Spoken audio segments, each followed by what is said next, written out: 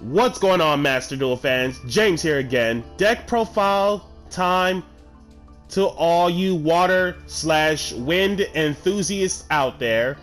And when it comes to the deck of choice that I played for this event, thanks to you voters out there on the YouTube community scene, once again, 33% of you peoples who voted for Rikka. It's the water/wind deck of choice for the event, and this is their third event throughout the whole course of the scenery of water/wind decks.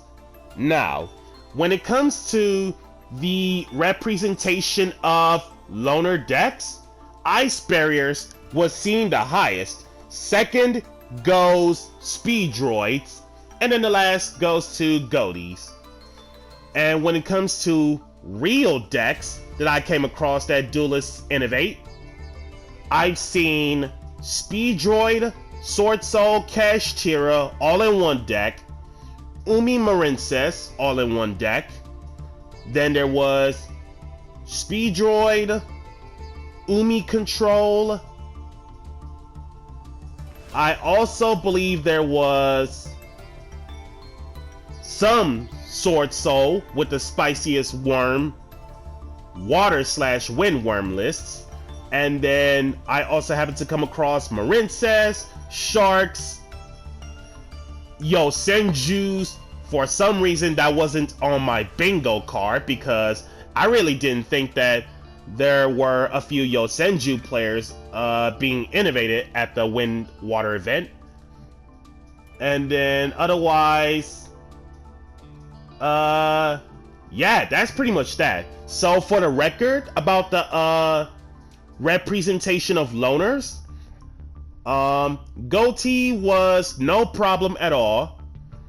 If they somehow get to their tuners for the quick sync, as long as they swarm fast enough, then hand traps are bust. And then Speed Droids, if they somehow get to resolving Cork Shooter or Rubber Band Shooter, we literally lose. And then Ice Barriers, on the other hand, in terms of the highest representation of loners, Ice Barriers were the easiest ones because I happened to came across 6 or 7 of them until eventually I lost to at least one repeatedly. And then I also happened to see a few Lyrilusks as well, Wind Wing Beasts. And then, with that being said, let us jump into the deck profile. If anyone has been catching the Rikka deck profiles from one of the previous seasons and or past events, I decided to give it a little tune-up on the deck update. 3 Petal, your starter card. 2 Primula, the Rikka Fairy. In my honest opinion, 2 Primula is actually correct in terms of the pure Rikka, because in some games in which if you have a decent hand between Primula and Con, if you happen to see at least one Primula in your hand, you can literally fix that by having Primula and Con together on the field, so that way you set the Glamour, tribute the first copy of Primula to get your Primula and Princess, and then you're able to keep on extending with so much special summons from there on out. So I figured 2 Primula is the way to go. 3 Princess, basic. 2 Mudan, basic. 1 Erika, the Rikka Fairy. This was originally not in any of my lists because it wasn't wholly necessary to some degree in terms of regular Rikka lists. But once that water/wind event comes up, Erika changes everything for the sake of the push for OTKs. So when it comes to Erika, the Rikka Fairy, level 6, water plant, 2400 attack, 1000 defense. Huh. Erika is actually a Monarch. Based? Anyways, when it comes to Erika, each effect once.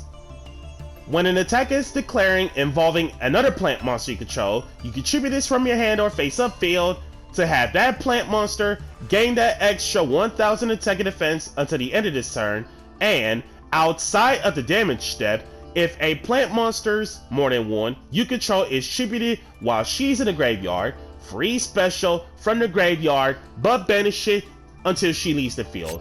So generally, the idea about the second effect of Erika is meant for your Exi Shoken more ways than one.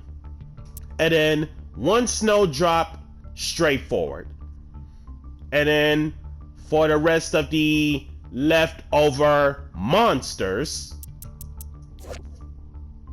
the spicy tech of Fairy King Truesdale, level 6 water plant, 2200 attack, 1500 defense. While in defense, all plants gain the 500 attack and defense, self included. Simplest effect, yet the most niche effect to help out your plants with the boost. And especially, that's for the sake of the leftover damage to push for game. Now, when it comes to the tech options in terms of the water plants in general, I decided not to play Rosemary, to be specific, because there wasn't a single way for me to hard draw into Rosemary to some degree. And then Cyclamen, on the other hand, I just think she doesn't do enough, to be quite honest, in any of my lists, because I never saw the point where fixing your level modulation going down, to be specific, like in some weird cases, like if I was having a hard time finding ways to level down to make Kanzashi or Strenna, then Cyclamen would have been the perfect opportunity for me to play. But if that wasn't the case, Cyclamen was never needed in any of my lists, and then Fairy King Truesdale was my legit spice tech in any shape or form. And then no Talea either, because the destruction protection is nice for other plants, but at the same time, we still got Snowdrop in terms of level modifying into all 8s for the sake of Teardrop and Queen of the Night, which came up too many times. And then the 2 monster hand traps, 1 Ghost Sisters and 1 Ghost Mourner. Ghost Sister literally comes up in every single game versus ice barriers, because gaining so much life makes it so that they're going to have a hard time dishing out so much life points within a time limit. And then the Ghost Mourner, on the other hand, Ghost Mourner came up at least like once or twice to some degree, but Mourner came up the most in terms of monster hand traps to some degree. And then in terms of summoning them as monsters, Ghost Sisters was summoned at least once or twice for the sake of the Link 2 plays like Miss Starboy, Coral Anemone, and or Area in terms of generic waters, and it's just so that you're able to push for more water plays. And then spells, 3 Rikka Glamour basic, 2 Rikka Concon, and I decided to opt in the 1 copy of Rikka Flurries, because Concon and Flurries, in terms of tributing in any shape or form, you're able to tribute twice the amount of monsters in terms of on the opponent's field, so that way you are able to clear out boards and push for the offensive line of plays, so you can either OTK them or set yourself up for the classic negates and interruptions to some degree. And then 3 copies of Fragrance Storm. When it comes to Fragrance Storm, I expected the mirror match of Rikka's, but apparently, since there's no Rikka's or any other water plant mirrors in general, I figured, you know what?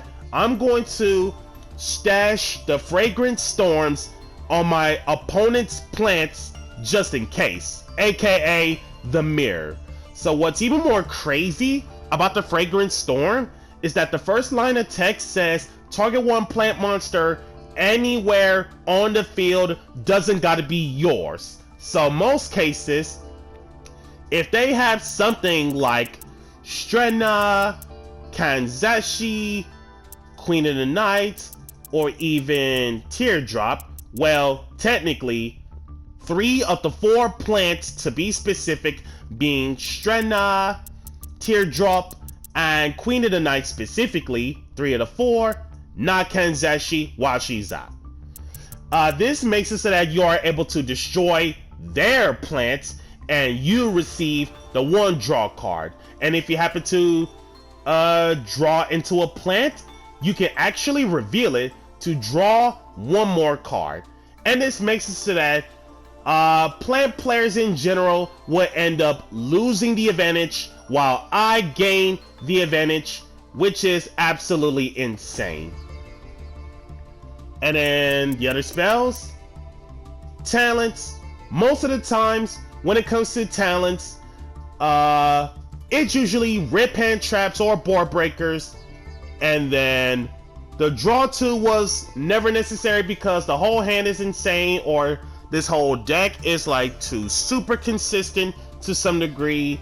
And then the taking control is nice in terms of the talents situation for the water/wind decks. So there was a game in which I never even opted to load up for one because it's a loner deck.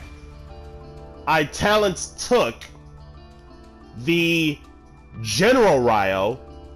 Now at that rate, they have to discard something in terms of resolution of monster effects or it's going to get negated.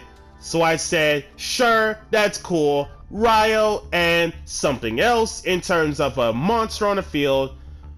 And I can make up either Coral to keep my own plays going or Area to steal the same Ryo or any other water monster just to lock my opponent from doing anything. And if it's Ryo specifically offering the talents play, they're not going to be able to resolve monster effects now unless if they're willing to discard cards.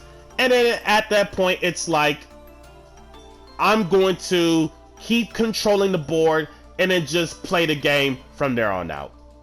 But that's how crazy and crucial talents was.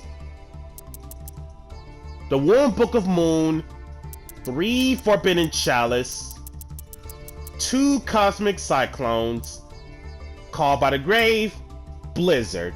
Blizzard was the MVP because negating spells that would break boards with the likes of Feather Duster, Lightning Storm, and Dark Ruler, it cancels out the board breaking and it keeps your cards alive on the field, which is insane. So there was a game, obviously, about the Dark Ruler situation. Opponent attempted to Dark Ruler the Teardrop just to cancel out the effect. I happened to chain the Blizzard to make sure Teardrop's effect stays alive and well. And this could also negate the Forbidden Droplet, assuming if they don't send a spell from a hand or field to the grave as part of the cost, which is crucial. And then traps. Rikka, Tranquility, Rikka, Sheet. Tranquility came up the most out of the Rikka traps because we are extending so much in terms of reborning plant plays, and then we're able to push for OTK on the follow-up, and then Cheat, on the other hand, this card came up only one time, and this was against Marincess. Still managed to somehow won the game from there on out.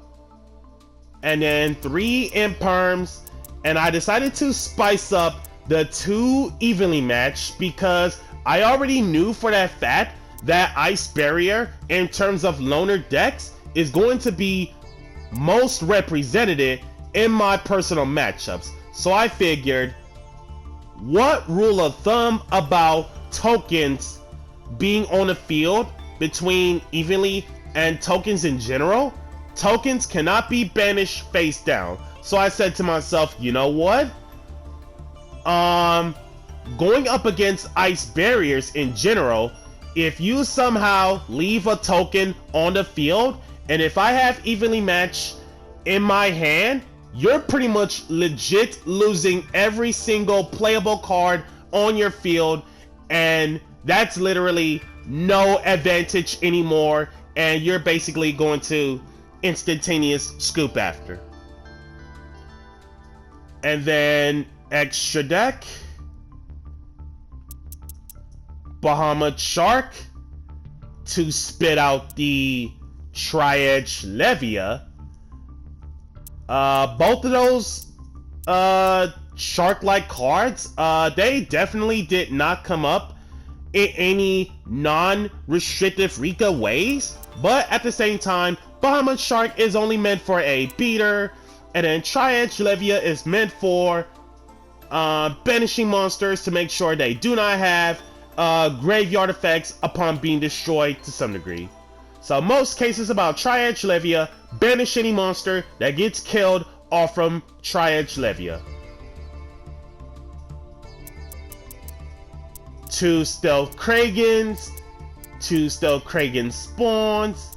I mean, it's water season, nothing to say. And then Stealth Kragan was definitely seen play thanks to sharks for one, and especially the fact that if I happen to clear out the Stealth Kragan of my opponents, I can just have the area link to steal the Stealth Kragan, and it's basically I'm in control of the Stealth Kragans now.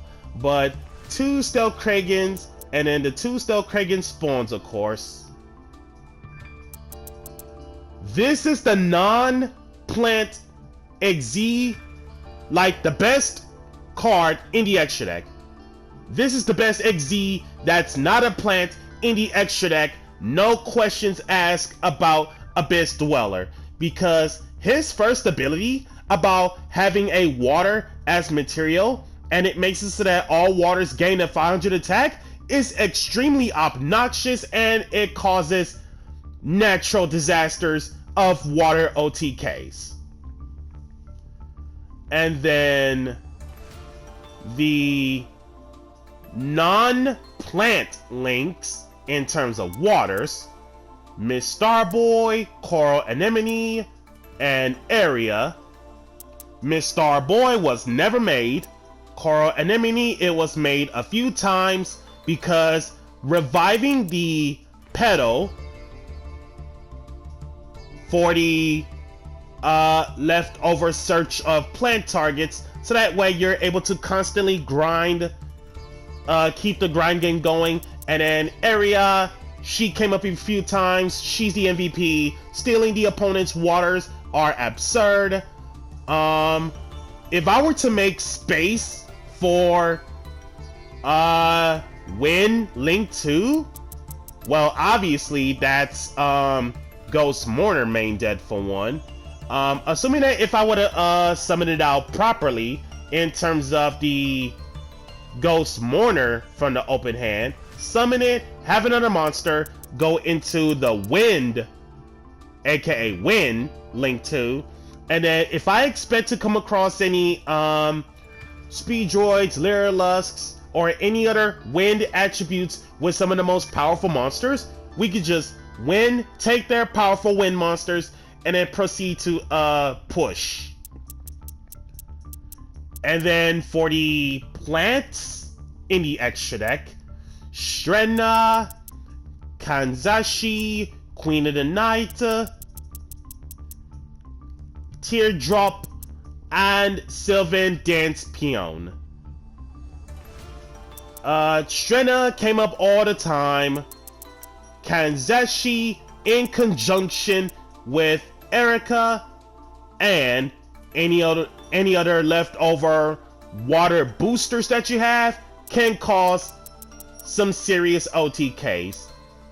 Queen of the Night is crazy because locking up your opponent's set spell traps one by one, even if it's hard XZ Shokin, and she's a quick effect for that matter, it makes it so that she's one of the most insane stun cards in terms of the first effect.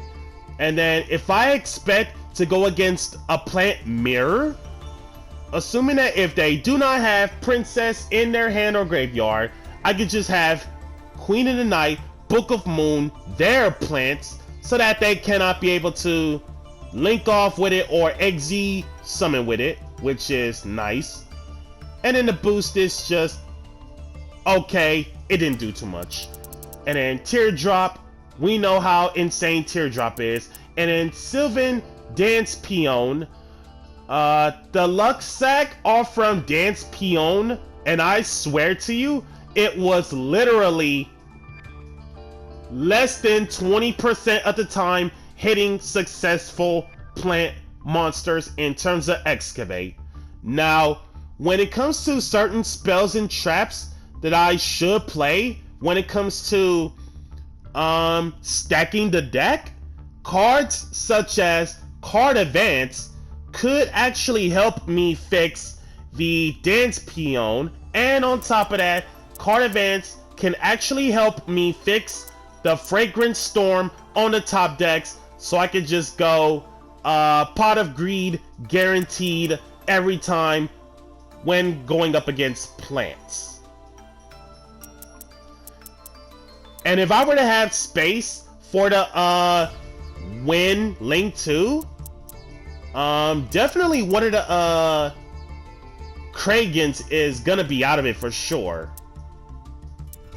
And then, other than that, there you go, ladies and gentlemen. This has been James Polk on this unique deck profile of Rikka's. Be sure to like, comment, subscribe, and share. And if you haven't already, smash the notification bell to keep yourself constantly updated. And we'll catch you guys next time.